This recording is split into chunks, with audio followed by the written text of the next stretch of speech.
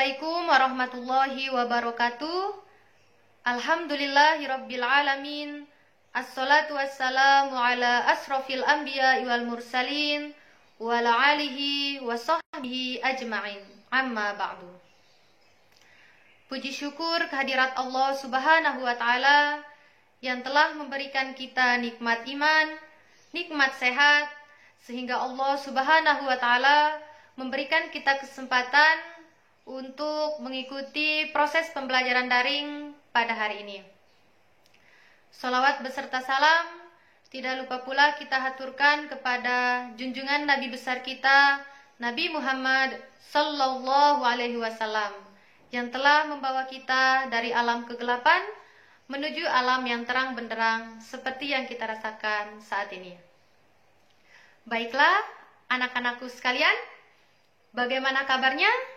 Semoga tetap sehat dan semangat dalam mengikuti proses pembelajaran daring ini.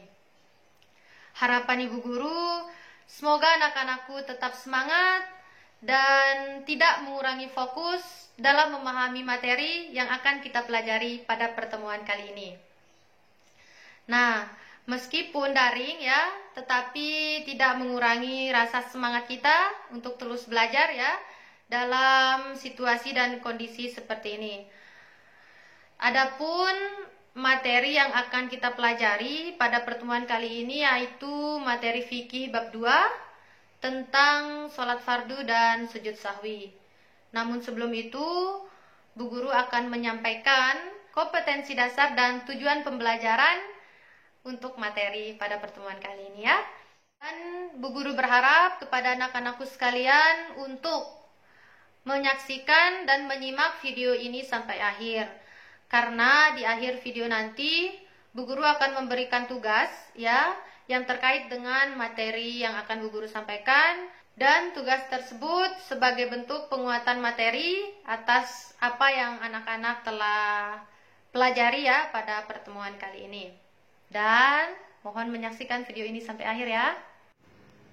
Baiklah anak-anakku sekalian, sebelum Bu Guru menyampaikan materi pada pertemuan kali ini, terlebih dahulu Bu Guru akan menyampaikan tentang kompetensi dasar dan tujuan pembelajaran pada pertemuan kali ini.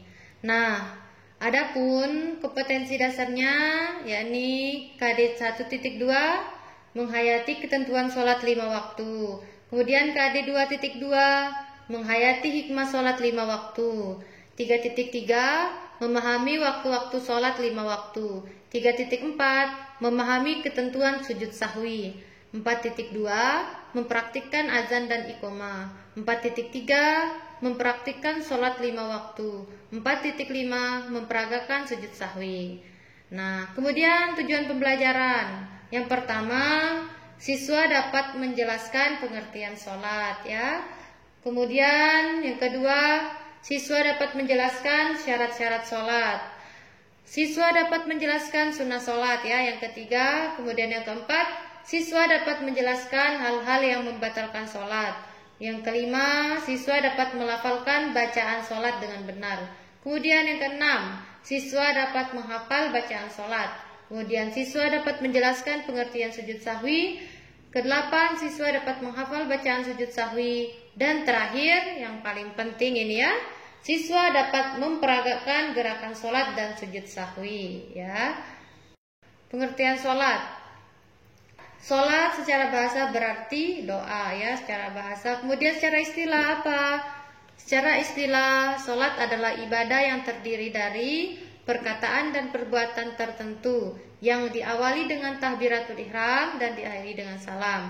Kemudian nama lainnya ya, sholat wajib itu sama dengan sholat fardu atau sholat maktubah. Nah, sholat wajib itu ada dua, yaitu sholat fardu ain dan sholat fardu kifayah. Apa itu sholat fardu ain? Ya, sholat fardu ain itu yakni seluruh umat Islam menjalankannya dan sholatnya wajib ya. Kemudian sholat fardu kifayah itu apa? Nah, sholat fardu kifayah itu ya apabila salah seorang telah melaksanakan maka gugurlah kewajiban bagi yang lainnya. Contohnya apa? Nah, contohnya sholat jenazah itu merupakan sholat fardu kifayah ya. Pembahasan selanjutnya tentang dasar hukum diwajibkannya sholat. Nah, adapun dasar hukumnya yakni Quran surat Al-Baqarah ayat 43. Bunyinya Bismillahirrahmanirrahim. Wa aqimus salata wa atuz zakata warka'u ma'ar raki'in. Shadaqallahul azim. Yang artinya, dan dirikanlah salat dan bayarkanlah zakat dan rukulah bersama orang-orang yang ruku. Quran surat Al-Baqarah ayat 43. Nah, itu ya dasar hukum diwajibkannya salat. Kemudian, nah kita ke syarat-syarat sholat. Di sini ada dua, ada syarat sah sholat dan syarat wajib sholat. Syarat sah sholat yang pertama ya, suci badan dari hadas besar dan hadas kecil. Nah, jadi anak-anakku jika ingin sholat nih, harus suci dulu ya, suci badan ya, baik dari hadas besar dan hadas kecil. Apa saja hadas besar? Contoh hadas besar ya, seperti haid dan nifas bagi perempuan, kemudian junub ya, itu hadas besar. Kemudian hadas kecil apa saja? Buang air kecil ya, buang air besar, kemudian buang angin ya, itu termasuk hadas kecil. Kedua, suci badan, pakaian dan tempat dari najis. Nah, harus diperhatikan juga ya, badan, pakaian dan tempatnya. Dari najis apa saja? Najis baik itu najis berat, najis sedang maupun najis ringan ya. Kemudian menutup aurat. Nah, untuk menutup aurat ini bagi laki-laki auratnya itu antara pusar sampai lutut. Sedang aurat perempuan adalah seluruh anggota badan kecuali kedua telapak tangan dan wajah. Kemudian yang keempat, telah masuk waktu sholat. Nah, kita ketahui kan sholat ada 5 ya. Sholat wajib itu ada sholat zuhur, sholat asar, sholat maghrib, sholat isya, dan sholat subuh. Untuk waktu sholat zuhur, awal waktunya setelah condong matahari ke barat dari pertengahan langit, dan akhir waktunya apabila bayang-bayang telah sama panjangnya dengan sesuatu.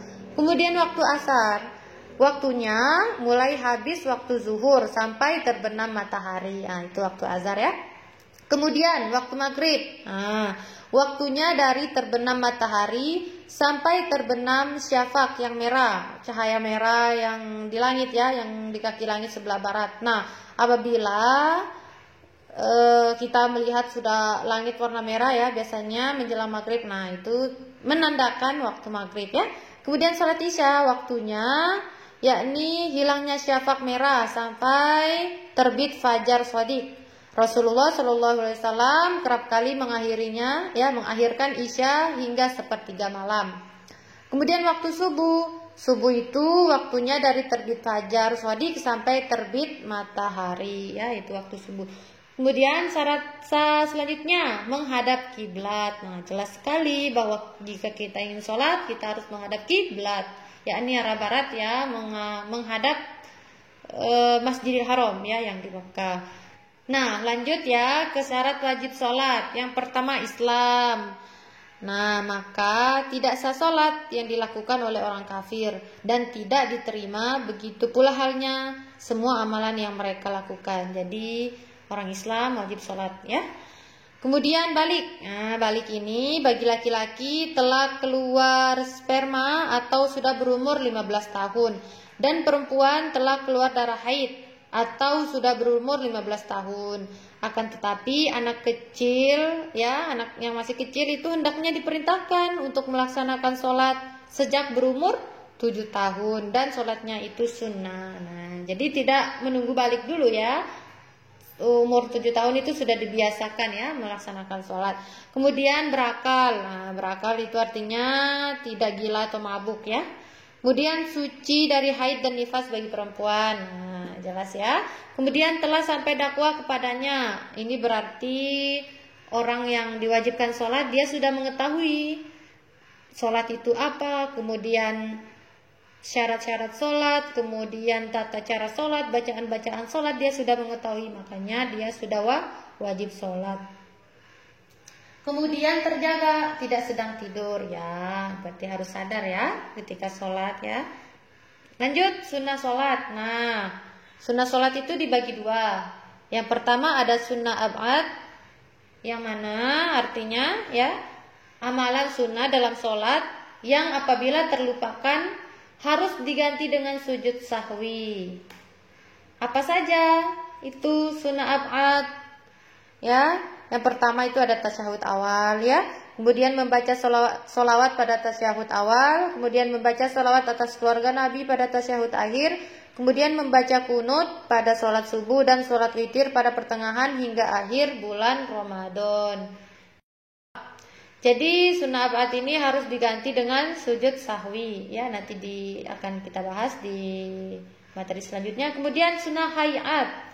Nah, amalan sunnah dalam sholat yang apabila terlupakan tidak perlu diganti dengan sujud sahwi ya. Jadi kebalikan dari sunnah ab'ad. Apa saja ya, contohnya ya, mengangkat tangan ketika takbiratul ihram sampai sejajar ujung jari dengan telinga dan telapak tangan sampai bahu. Kemudian meletakkan tangan kanan di atas tangan kiri ketika sedekap.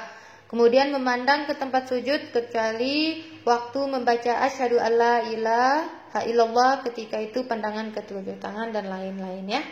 Nanti bisa dibaca di buku paket ya yang akan Bu Guru bagikan nanti, oke? Kemudian lanjut ke hal-hal yang membatalkan sholat. Nah, ini apa saja? Yang pertama, berbicara dengan sengaja. Oh, jelas, kalau sholat kan harus khusyuk ya, tidak boleh berbicara.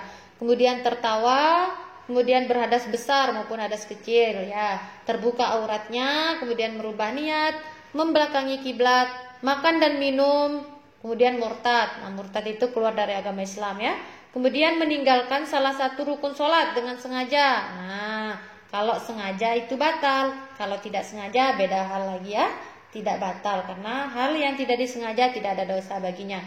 Kemudian bergerak dengan banyak, yaitu 3 kali gerakan atau lebih berturut-turut. Nah, hal itu bisa membatalkan sholat. Lanjut ya, rukun dan syarat sholat. Nah, rukun dan syarat sholat itu ada 13 ya. Yang pertama ada niat, kemudian berdiri, kemudian membaca takbiratul ihram, membaca al-fatihah, ruku, iktidal, sujud 2 kali dengan tumaknina, kemudian duduk antara 2 sujud, duduk untuk tasyahud akhir, kemudian tasyahud akhir di rakaat terakhir, kemudian membaca salawat Nabi, mengucapkan salam dan tartib ya. Nah, untuk penjelasan selanjutnya nanti anak-anakku bisa baca di buku paket ya. Untuk bacaannya ya, baik itu al-fatihah, takbiratul ihram bagaimana, iktidal dan lain sebagainya. Lanjut ya, membaca doa kunut. Yang pertama ya, menurut mazhab Syafi'i, membaca doa kunut adalah sunnah muakkad. Nah, kemudian doa kunut dilakukan pada sholat subuh dan witir sejak malam 16 Ramadan sampai akhirnya, yakni setelah iktidal pada rakaat terakhir. Kemudian ada juga ulama yang berpendapat bahwa membaca doa kunut di waktu subuh bukanlah sunnah. Jadi beda-beda pendapat ya anak-anakku. Kemudian ketentuan sujud sahwi ya, lanjut. Pengertiannya, sujud sahwi adalah sujud yang dilakukan karena seseorang meninggalkan sunnah ab'ad. Nah, di penjelasan sebelumnya tadi Bu Guru sudah jelaskan sunnah ab'ad apa. Kemudian kekurangan rokaat atau kelebihan rokaat maupun ragu-ragu tentang jumlah rokaat dalam sholat. Nah, jika anak-anakku sekalian ini sedang sholat kemudian terlupakan ya baik rokaatnya, kemudian meninggalkan sunnah ba'at ya, maka wajib melaksanakan sujud sahwi. Nah, ini ada bacaannya di sini ya, lafaznya Subhana man la yanamu wa la yashu, yang artinya maha suci zat yang tidak mungkin tidur dan lupa. Ke tata caranya ya, tata cara mempraktikkan sujud sahwi itu ada 2. Yang pertama sebelum salam, yaitu dilaksanakan setelah membaca tasyahud akhir apabila kesalahan atau kelupaan dalam sholat diketahui sebelum salam. Nah, kemudian setelah salam boleh, yaitu dilaksanakan apabila kesalahan atau kelupaan dalam sholat diketahui setelah salam. Nah, misalnya anak-anakku ini udah salam nih, sudah selesai. Kemudian baru sadar, oh iya ya, ternyata rakaatnya kelebihan. Nah, langsung saja sujud sahwi dengan membaca bacaan tadi ya. Terakhir, nilai-nilai pendidikan dalam sholat. Nah, ada 4 ya. Yang pertama, sholat mendidik agar kita senantiasa menjaga kesucian ya. Kenapa? Karena sebelum sholat kita kan diajar bersuci atau tahara ya, berwudu. Nah, di situ mendidik kita supaya senantiasa menjaga kesucian. Kemudian yang kedua, sholat mendidik untuk berlaku jujur. Jelas sekali ya, jika kita sering sholat, maka keimanan kita, ketakwaan kita akan bertambah ya, sehingga kita dididik menjadi pribadi yang lebih baik. Kemudian yang ketiga, sholat sebagai wujud terhadap nilai keikhlasan kepada Allah Subhanahu wa Ta'ala. Ya, jika anak-anakku rajin melaksanakan sholat ya, maka itu sebagai wujud keikhlasan kita kepada Allah, sebagai bentuk ibadah kita kepada Allah Subhanahu wa Ta'ala. Terakhir, keempat ya, sholat mengajarkan kita untuk saling menyayangi dan memberi keselamatan dengan yang lain. Nah, ini ada di makna salam, yang dimana kita melihat ke kanan dan ke kiri ya waktu salam. Nah, itu artinya kita dididik untuk melihat keadaan teman ya, atau tetangga kita sebelah kanan, kemudian tetangga kita sebelah kiri. Itu ada artinya ya. Dalam sholat itu ada artinya setiap gerakan, termasuk salam itu, yang dimana mengajarkan kita untuk saling menyayangi dan memberi keselamatan dengan yang lain. Oke, terakhir tugas. Nah, seperti yang Bu Guru sampaikan di awal video tadi, bahwa anak-anakku harus menyaksikan video sampai akhir karena akan ada tugas ya. Tugas ini sebagai bentuk penguatan materi atas apa yang telah Bu Guru sampaikan. Adapun tugasnya yakni yang pertama, siswa membuat video gerakan sholat dan sujud sahwi disertai bacaannya. Kemudian tugasnya dikirim paling telat tanggal 16 Maret 2021 pukul 23.59 ya. Kemudian tugas video diupload ke YouTube, kemudian dikirim linknya ke LMS Model ya. Nah, anak-anakku sekalian, itulah penjelasan materi tentang sholat fardu dan sujud sahwi. Semoga apa yang telah Bu Guru sampaikan dapat bermanfaat ya, dan anak-anakku sekalian bisa melaksanakan sholat ya, terutama sholat fardu dengan baik dan benar dalam kehidupan sehari-hari. Terakhir, Bu Guru berharap semoga anak-anakku tetap semangat ya, dan selalu jaga kesehatan, dan semoga kita semua selalu berada di bawah perlindungan Allah Subhanahu wa Ta'ala. Cukup sekian, terima kasih. Wassalamualaikum warahmatullahi wabarakatuh.